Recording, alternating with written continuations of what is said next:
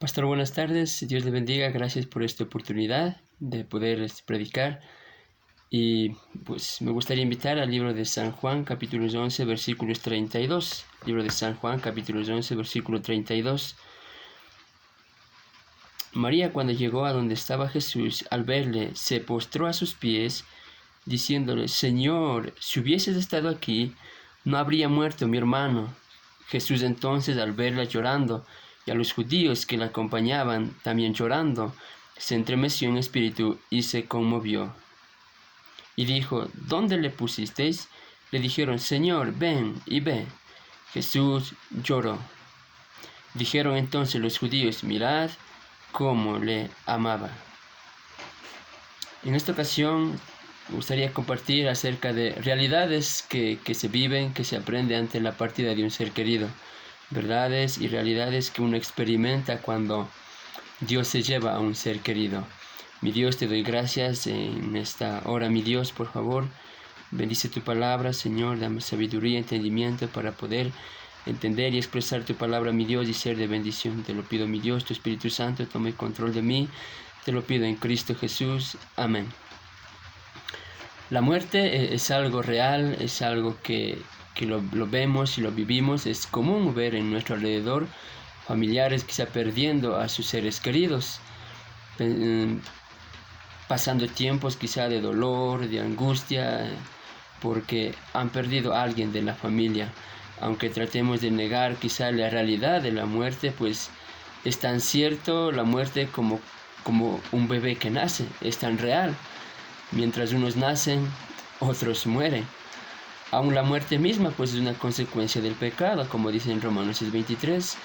Esto no lo podemos cambiar porque ya lo ha establecido Dios así, Dios lo determinó, lo creó así, y no podemos cambiar, pues la muerte es algo real, algo que aunque querramos no lo podemos evitar. Pero como hijos de Dios tenemos la esperanza de estar un día en la eternidad, donde ya no habrá más dolor ni lamento, donde será todo lleno de gozo y donde tendremos el consuelo que Dios nos va a dar. Pero al experimentar la partida de un ser querido, aprendemos varias verdades y lecciones que nos ayudan a reflexionar en nuestra vida. Quiero hablarte acerca de realidades que aprendemos ante la partida de un ser querido. Ahí en Juan capítulo 11, versículo 33, dice la Biblia: Jesús entonces, al verla llorando y a los judíos que la acompañaban, también llorando, se estremeció en espíritu y se conmovió. Y le dijo: ¿Dónde le pusisteis? Le dijeron: Señor, ven y ve. Y dice el versículo 35, Jesús lloró. Jesús sabía, antes de la muerte de Lázaro, pues cuando sus hermanas le mandaron a avisar a Jesús que él estaba enfermo, Jesús ya sabía que iba a pasar, pues Él es Dios. Jesús, en su deidad, Él conoce aún las cosas que están por venir, Él sabía todo. Pero aún Jesús, sabiendo que su amigo estaba mal, pues él no fue pronto a verlo, y fue cuando ya estaba sepultado. Entonces aquí podemos ver que la partida de un ser humano, de un ser querido en este mundo, es algo real. Y Jesús mismo, aun cuando en su deidad sabía que Lázaro pues iba a morir, pero Jesús, cuando llega a este lugar, a donde ya había sepultado a Lázaro, él, cuando ve que Lázaro ya no estaba, en su humanidad, en su carne, aun siendo Dios, pero en su humanidad, en su carne, Jesús, al ver que Lázaro ya fue sepultado, dice que se estremeció en su espíritu y lloró. La muerte es algo real. Ante la partida de un ser querido aprendemos que la muerte o la partida de un ser querido, de una persona, es algo real. No es algo, un cuento o algo ficticio, sino es algo tan cierto que no podemos evitar. Es difícil muchas veces de creer esa realidad hasta el día que nos toca vivir de una manera tan cerca. Quizá a veces escuchamos de familiares o vecinos de alguien que han perdido a un ser querido, pero cuando lo vivimos de una manera tan cerca, lo experimentamos de una manera tan cerca, quizá la pérdida de un padre, de un hermano, de una madre, de una esposa, esposo, hijos, pues lo vivimos de tan cerca y lo experimentamos de una manera tan diferente y nos damos cuenta que la partida de una persona es algo real.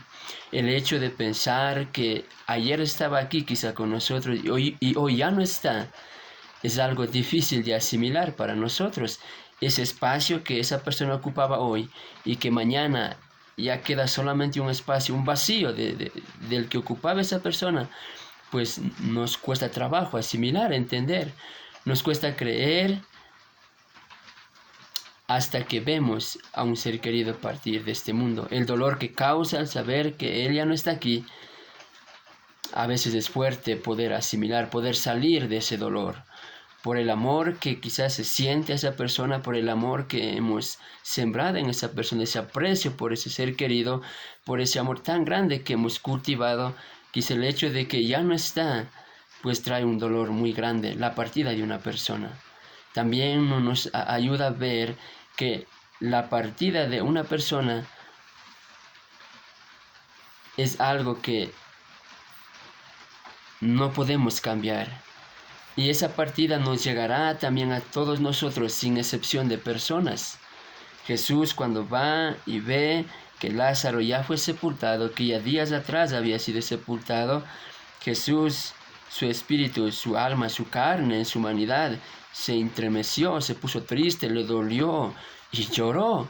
Jesús sabía que esto iba a pasar en su deidad, porque Él es Dios, Él era Dios, sabía, pero en su humanidad cuando ve, ¿verdad? Y ya no ve a Lázaro con sus ojos, Jesús también dijo, es cierto, Lázaro ya ha muerto y fue sepultado, y también se entremeció, se puso triste, le dolió en su corazón. La partida nos llegará a todos, sin excepción de personas, ahí en el libro de Eclesiastés capítulo 2, versículo 16.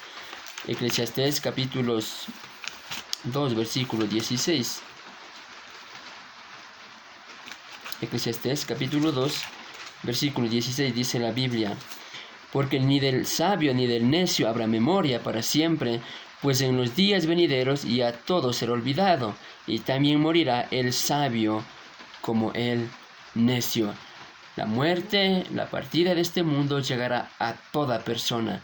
Es inevitable la muerte, sea un hombre sabio, sea un hombre necio, sea rico, sea millonario, sea pobre, sea un preparado, sea con título, sin título, pero la partida, la muerte, llegará a todos nosotros. Cuando experimentamos la muerte, la partida de alguien, podemos entender que ese día llegará a todos, sea quien sea el hombre más rico, el más preparado, tenga propiedades, miles de dinero, pero ni siquiera con tanto dinero puede refrenar el día de su partida, el día de la muerte. No tenemos control sobre nuestra vida. Aprendemos que no dependemos de nosotros mismos.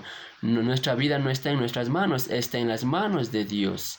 Si estamos vivos, si aún seguimos con vida, si Dios nos da la oportunidad de estar aún con vida, simplemente es por la pura misericordia de Dios. Dice ahí en el libro de Lamentaciones, capítulo 3, versículo 22. Libro de Lamentaciones, capítulo 3, versículo 22. Lamentaciones 3, 22.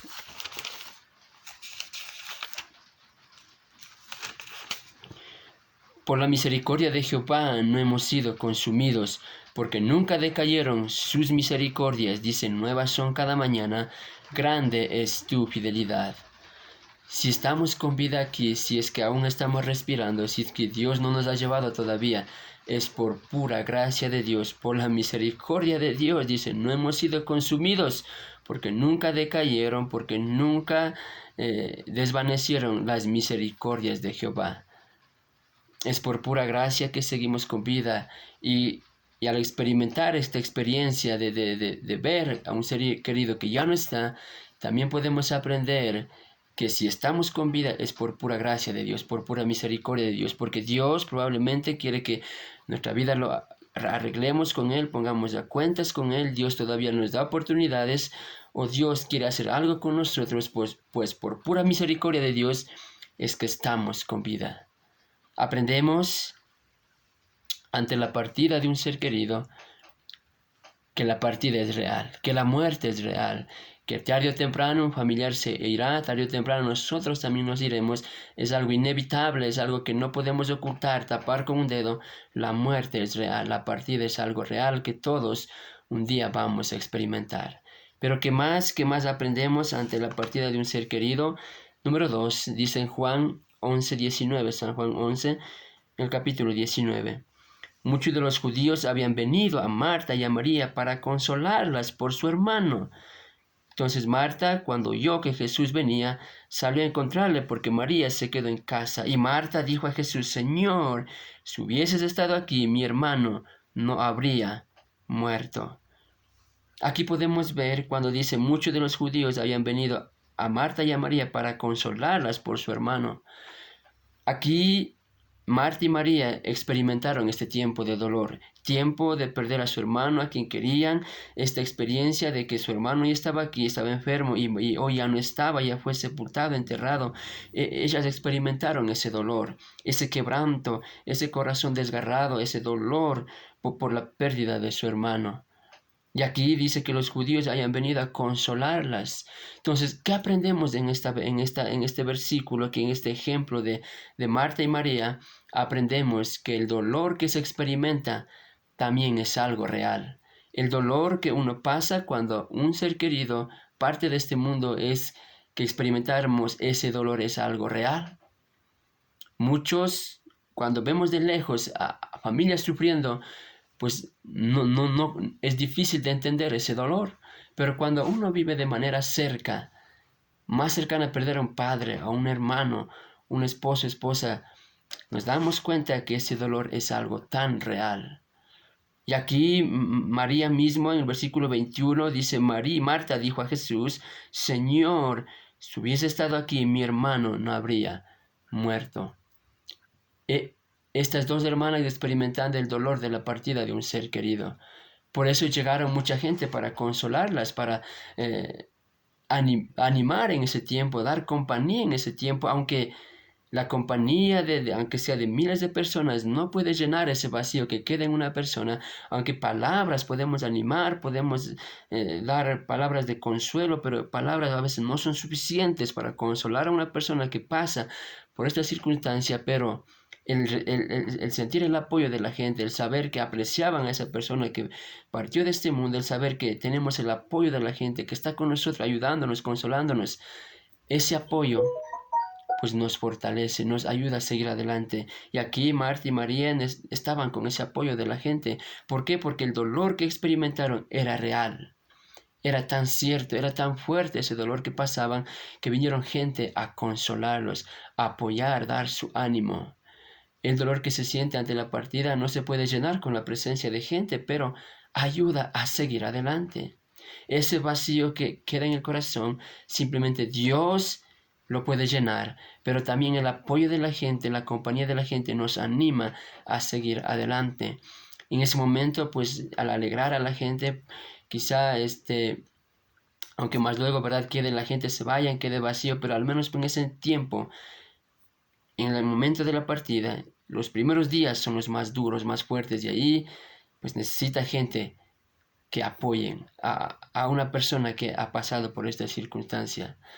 Marta y María, al encontrarse con Jesús, expresaron ese dolor real que ellos pasaban. Cuando se encuentran ahí con Jesús, Marta dice: Señor, si hubieses estado aquí, mi hermano no hubiera muerto. En el versículo 32, también María dice: cuando llegó a donde estaba Jesús, al verle, se postró a sus pies diciéndole: Señor, si hubieses estado aquí, no habría muerto mi hermano.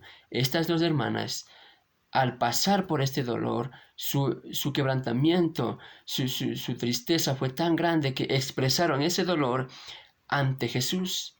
Y dijeron: Señor, si hubiese estado aquí, esto no habría pasado. Señor, si tú hubieses venido, mi hermano no hubiera muerto. Señor, si tú hubieses venido, hubiese sanado a mi hermano y no hubiésemos estado pasando por este dolor. Decían: Señor, si tú hubieses hecho esto, Señor, si tan solo tú hubieras cambiado las circunstancias, si tú hubieras venido.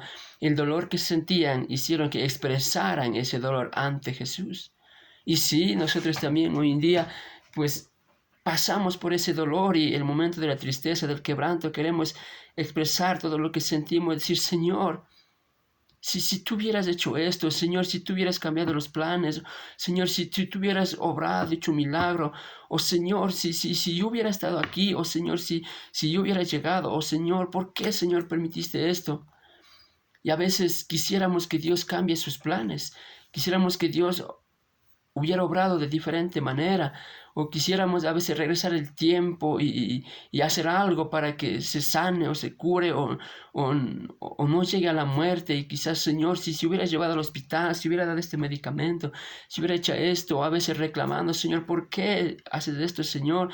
¿Por qué si todavía estaba joven, tenía muchos planes, anhelos de servir, teníamos deseo de servir juntos, de hacer esto, Señor, ¿por qué te lo llevaste? Y al igual que Marta y María, muchas veces expresamos nuestro dolor, nuestro quebrantamiento ante el Señor y decimos, Señor, ¿por qué? A veces el dolor puede hacer que perdamos el rumbo. El dolor puede hacer que nos amarguemos, el dolor puede hacer que reclamemos al Señor, pero debemos entender que ese tiempo de dolor lo vivimos de manera tan real y que nos cuesta a veces asimilar esa realidad, pero debemos entender que todo está bajo el control de Dios. El dolor trae reacciones fuertes en nosotros, pero también algo que nos ayuda a entender es que Jesús comprende nuestro dolor. Jesús sabe las cosas que vivimos, Jesús sabe la experiencia que vivimos cuando un ser querido se va.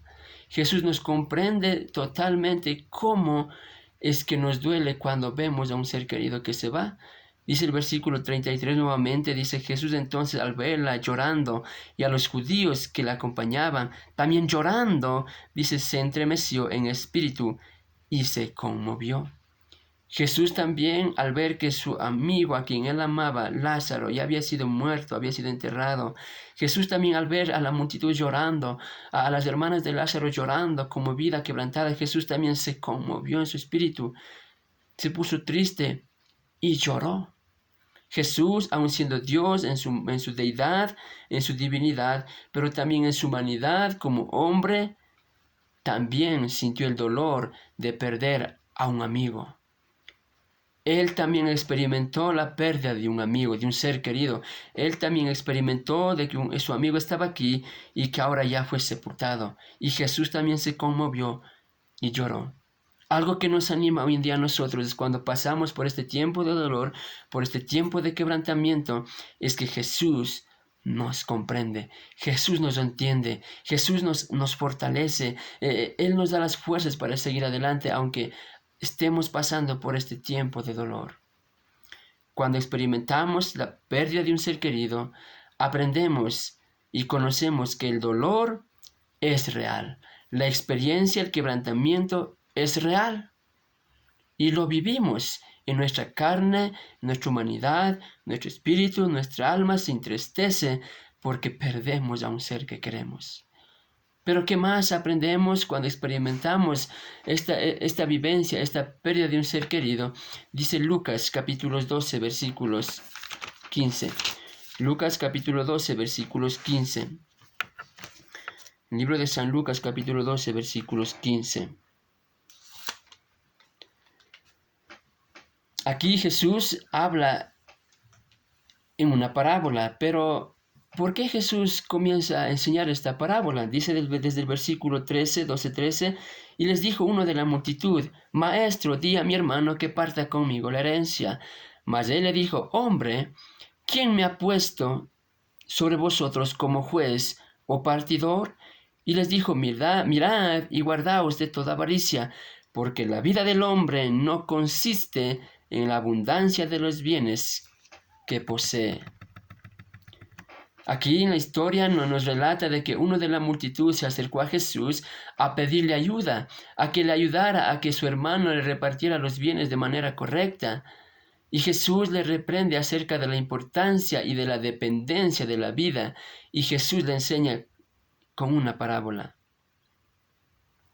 Jesús hace énfasis en qué consiste la vida, en qué depende la vida, en qué debe estar fundamentada la vida. Y Jesús le dice esta parábola, ahí desde el versículo 16. También le refirió una parábola diciendo: la heredad de un hombre rico había producido mucho, y él pensaba dentro de sí, diciendo: ¿qué haré? Porque no tengo dónde guardar mis frutos. Y le dijo: esto haré: derribaré mis graneros y los edificaré mayores, y allí guardaré todos mis frutos y mis bienes. Y diré a mi alma: alma, muchos bienes tienes guardados para muchos años. Repósate, come, bebe y regocíjate. Pero Dios le dijo: necio, esta noche vienen a pedirte tu alma, y lo que has provisto, ¿de quién será? Así es el que hace para ti tesoros, y no es rico para con Dios. Un hombre, dice, tenía muchas riquezas. Un hombre tuvo muchos bienes, posesiones, y no sabía qué hacer con tantas riquezas que tenía, no sabía ya qué más hacer con tantos bienes. Y dice, él pensaba dentro de sí, él mismo se preguntaba diciendo: ¿qué haré? ¿Qué hacer con tantas riquezas? ¿Dónde ponerlas? ¿Dónde guardarlas? Y él mismo se responde y dice: esto haré, y planeo hacer más riquezas. Y dijo: agrandaré mi bodega, mis graneros, donde guardaré todas mis riquezas. Haré más grandes mis riquezas de lo que tengo. Multiplicaré mis bienes, mis posesiones, y los guardaré. Y planeaba que algún día, después de haber trabajado tanto, ahorrar tanto, guardar tanto, dijo: voy a descansar y disfrutar de todas las riquezas que tengo. Y un día diré: ahora sí, come, bebe, regocíjate porque has trabajado mucho. Así que él planeó para muchos años, para que un día él pueda descansar en paz y comer todo y disfrutar todo lo que había trabajado. Pero él no sabía que a la noche iba a perder su vida. Él no sabía que a la noche iba a morir. Iba a pasar de este mundo a la siguiente vida. Él no sabía eso, planeó para muchos años. Todo su trabajo y sus riquezas que acumuló no le sirvieron de nada. Este hombre planeó para muchos años hacer muchos bienes, pero este hombre pensó que su vida dependía de los bienes que poseía. Él pensó que su vida consistía en los bienes que poseía, en disfrutar, en comer, en tener muchos bienes, riquezas, ser alabado por la gente. Él pensó que esa era la vida, pero él no sabía que su vida no dependía del mismo sino de Dios. Aunque él planeó mucho, tuvo mucho, pero a la noche él perdió su vida y todo lo que tenía le fue en vano para él, no le sirvió de nada. Podemos ver aquí que ante la partida de un ser querido aprendemos que la vida no depende de cosas materiales. Podemos aprender que nuestra vida, la vida del hombre, no depende de cuántos bienes tú tengas, sino que la vida del hombre depende de lo eterno, de su vida en relación con Dios, de su vida en comunión con Dios. De eso depende la vida del hombre, porque esta vida que estamos aquí no sabemos hasta cuándo vamos a estar, solo Dios lo conoce.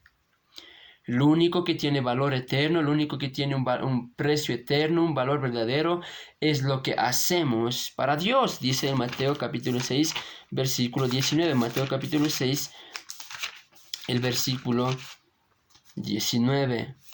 No hagáis tesoros en la tierra, donde la polilla y el orín corrompen y donde ladrones minan y hurtan, sino haceos tesoros en el cielo, donde la polilla ni el orín corrompen, donde ladrones no minan ni hurtan, porque donde esté vuestro tesoro, allí estará también vuestro corazón. Lo único que tiene valor eterno es lo que hacemos para Dios. Tesoros en el cielo. Dice: haceos tesoros en el cielo. Pero el hombre hoy en día, nosotros como seres humanos, nos equivocamos al hacer tesoros terrenales, tesoros materiales que tarde o temprano se consumen, que se acaban. Como dice la Biblia aquí: no hagáis tesoros en la tierra donde la polilla es como un insecto, una mosca que tiene un pico que succiona con velocidad las cosas materiales, la madera, otras cosas. Lo acaba de consumir, lo termina con su pico. El orín es un material amarillento que se siente en el metal como un óxido, que más luego con los días pues termina consumiendo el metal. La polilla y el orín corrompen, la polilla y el orín consumen, destruyen, desvanecen. O dice también: no hagáis tesoros, ¿verdad?, aquí en la tierra donde ladrones minan y hurtan. Que ladrones penetran, buscan, introducen y roban, y hoy está y mañana no está. Dios quiere que no hagamos tesoros terrenales, que hoy en día están buenos, firmes, grandes, pero que mañana pueden desvanecer, ser destruidos y terminar. La vida del hombre no depende de los bienes materiales que tenemos. Nuestra vida no depende de cuántas riquezas tengamos, sino de cuánto hagamos para Dios. Dios quiere que hagamos las cosas eternas que son para Él. Dios quiere que hagamos obras que a Dios le agradan, obras duraderas, eternas, que sean tesoros guardados en el cielo, como dice el versículo 20. Si no hacemos tesoros en el cielo, donde ni la polilla puede entrar ni destruir, ni el orín puede corromper ningún material, donde ni el ladrón puede entrar a robar ni hurtar, Dios quiere que hagamos tesoros en el cielo.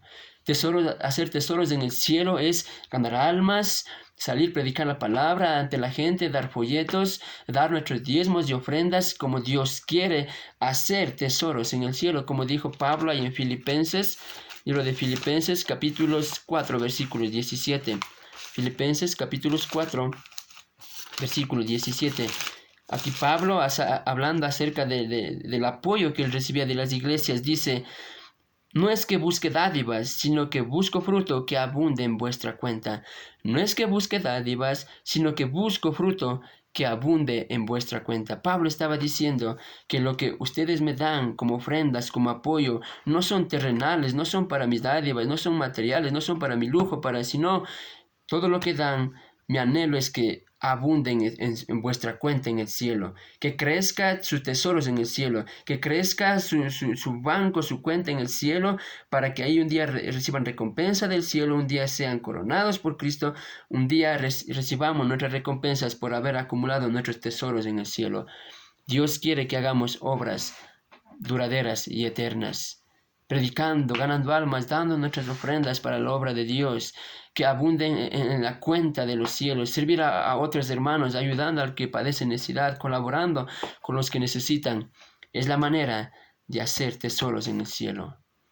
Podemos aprender ante la partida de un ser querido que nuestra vida no depende de los bienes materiales, de lo que tenemos aquí, de lo que trabajamos aquí, sino depende de lo que hagamos para Dios, de hacer tesoros en el cielo, de servir al Señor, de ser fieles a Él, y que en la cuenta del cielo abunde las riquezas eternas.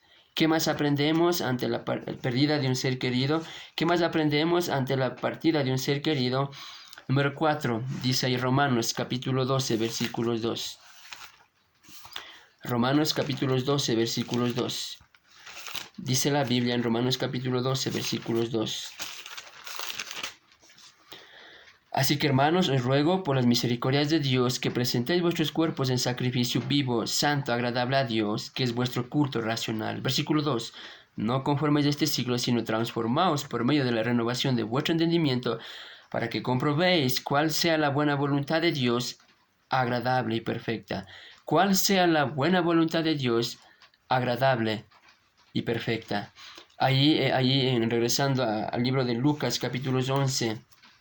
Lucas capítulo 11, versículo 5 dice: y amaba Jesús a Marta y a su hermano Lázaro. Amaba Jesús a Marta y a su hermana y a Lázaro. Aquí podemos ver que Jesús amaba a Lázaro, a María y a Marta. Y cuando Jesús se llega a enterar, en el versículo 6 dice: cuando oyó pues que estaba enfermo, se quedó 2 días más en el lugar donde estaba. En el versículo 4, regresando, dice: oyéndolo Jesús, dijo: esta enfermedad no es para muerte, sino para la gloria de Dios, para que el Hijo de Dios sea glorificado por ella. Cuando mandaron a avisar a Jesús que Lázaro estaba enfermo, y dice, aunque Jesús amaba a Lázaro, a Marta y a María, pero dice que Jesús, cuando supo que estaba enfermo, se quedó 2 días más, no fue pronto a verlo. Y cualquiera podríamos decir, ¿verdad? Pero ¿por qué no fue Jesús? Podía haber ido y sanado y hecho una obra, pero ¿por qué no fue? Podemos aprender ante la partida de un ser querido, aprender a aceptar cuál sea la voluntad de Dios, aprender a aceptar cuál es la determinación de Dios, cuál sea la voluntad de Dios que Dios determine, aceptarlo. Dice ahí en Romanos, donde leímos que la voluntad de Dios es buena, agradable y perfecta. Pues Jesús amaba a Lázaro, a María y a Marta, y cuando supo que estaba enfermo, pues no fue pronto a verlo, se quedó aún en su ministerio. Y probablemente Marta y María se preguntaban si Jesús amaba a Lázaro, si él lo apreciaba, era su amigo y también nos aprecia a nosotros, ¿por qué no vino pronto a verlo? ¿Por qué no vino? Sí, ¿por qué no vino a sanarlo? Y si él hubiera venido, hubiera sanado. Pero Jesús tenía un plan perfecto. A veces no estamos de acuerdo con lo que Dios hace. A veces no nos gusta la determinación de Dios, los planes de Dios, la voluntad de Dios a veces no nos parece bien. Dios no hace las cosas como nosotros queremos. Dios no va a hacer las cosas como yo quiera, como a mí me agrada. Él hace de acuerdo a su voluntad. Dios se mueve de acuerdo a su plan, a su voluntad. Como Él dijo ahí en el versículo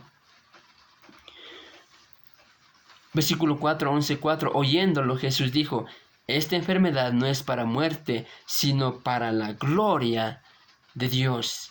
Debemos aceptar la voluntad de Dios, comprender su voluntad, porque Él se mueve de acuerdo a su voluntad, porque Él quiere ser glorificado siempre.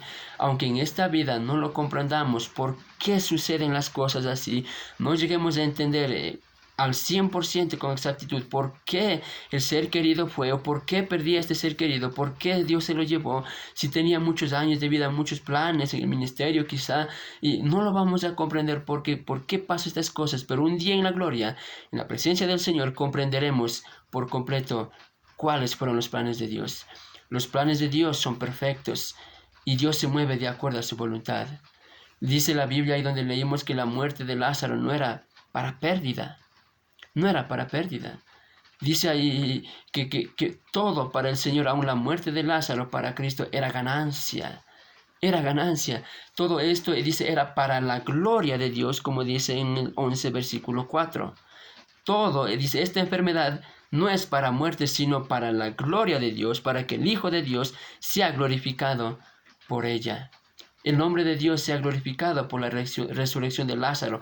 Era el propósito de Cristo, por eso no fue pronto a verlo. Esperó hasta que Lázaro esté sepultado, porque Cristo quería glorificarse. Cuando aceptamos la voluntad de Dios, tenemos victoria. Pero nos refrenamos en tener victoria cuando estamos aferrados en lo que yo quiero, reclamando al Señor por qué, y me detengo reclamando la voluntad de Dios, no aceptando la voluntad de Dios, no aceptando lo que Dios hizo, preguntándome por qué, Señor, y cuestionando al Señor y reclamando quizá a los demás por qué, Señor, entonces fracasamos en tener victoria.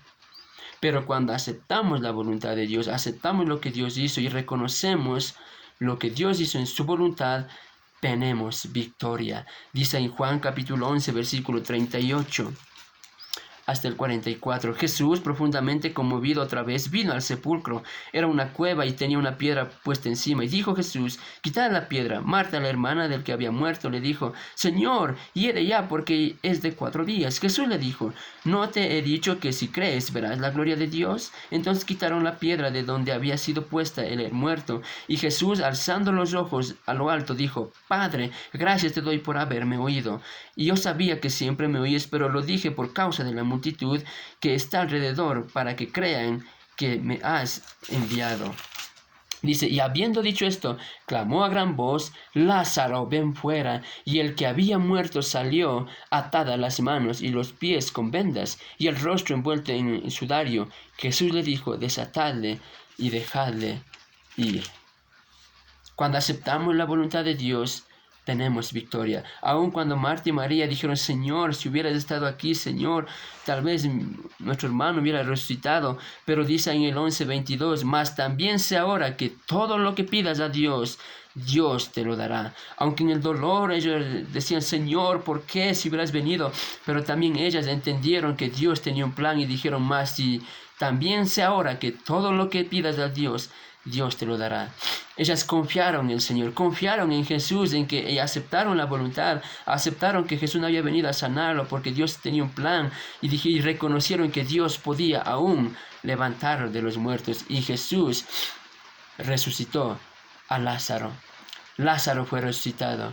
Un día todos nosotros, o todos los que han muerto en Cristo, los que ya se adelantaron, nuestros seres queridos que Dios se los llevó, un día resucitarán. Dice en el libro de Primera de Tesalonicenses, capítulos 4, versículos 16. Primera de Tesalonicenses, capítulos 4, versículos 16. porque el Señor mismo, con voz de mando, con voz de arcángel y con trompeta de Dios, descenderá del cielo, y los muertos en Cristo resucitarán primero. Tenemos victoria cuando, aunque estamos en el dolor, en la tristeza de perder a un ser querido, pero tenemos victoria cuando confiamos en las promesas de Dios, en la palabra de Dios, que el Señor dice: con trompeta de Dios descenderá del cielo, y los muertos en Cristo resucitarán primero. Tenemos victoria cuando confiamos en Dios. Confiamos en que un día los que se adelantaron de nosotros, confiando en el Señor, poniendo su fe en Cristo, resucitarán y los volveremos a ver. Cristo venció la muerte en la cruz. Por ello, aun cuando un ser querido parte de este mundo, tenemos paz, porque la muerte ya no tiene control sobre nosotros. Cristo venció la muerte en la cruz. Un día habrá resurrección. Ante la partida de un ser querido aprendemos que debemos aceptar la voluntad de Dios, y cuando aceptamos la voluntad de Dios, tenemos victoria. Aprendemos que la muerte es real, es algo que no podemos evitarlo, es algo tan cierto. Aprendemos que el dolor que experimentamos es tan real, tan doloroso, pero que podemos salir adelante con Cristo. Aprendemos también que nuestra vida no depende de lo que tenemos